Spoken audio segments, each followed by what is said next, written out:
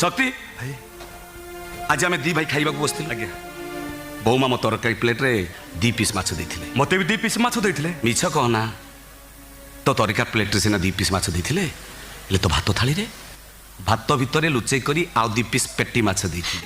हे भगवान निज सान भाई किते पीस माछ खाउची तमे लुचि के देखुछ बोमा जा कहउछ धीरे को अन्य माने सुनले हसिबे। भाई मो कहबार कथा कोन कि तम भले लोक ई छोट कथा को गुरुत्व दे आलोचना करिवे मु के भाबी नथिली। शक्ति तते प्रथमरु कहिछि खाइबा कथाटा मनिष पई छोट कथा ही पारे बड़ कथा भी ही पारे।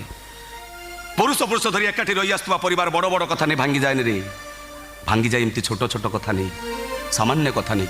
तू बोमा को कहि दे कथाटा जी मो आखिरी पड़ला अन्य मान आखिरी पड़ले समान को आखिरी से छोट हो जिवे।